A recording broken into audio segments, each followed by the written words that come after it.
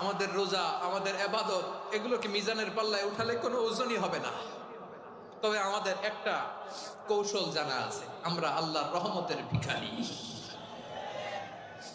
আমরা সেদিন আগেই গুনার স্বীকৃতি দিয়ে দেব। আমরা বলবো, আল্লাহ তুমি প্রশ্ন করার আগে তোমার একটা কথা বলি, আমারে কিছু জিজ্ঞেস করো না, আমি সব করেছি। এমন কোন পাপ নাই যে পাপ আমারে দিয়ে হয় নাই। তোমার রহমত দিয়ে তুমি জান্নাতে পাঠাবা, তোমার দয়ায় জান্নাতে যেতে চাই, আমল দিয়ে না। পারবেন বলতে? কিয়ামতের দিন আমরা বলবো, আল্লাহ আমার আমল দিয়ে জান্নাত চাই না, আমি তোমার দয়া দিয়ে জান্নাত চাই। তোমার দয়া ছাড়া আমার কোনো উপায় নাই।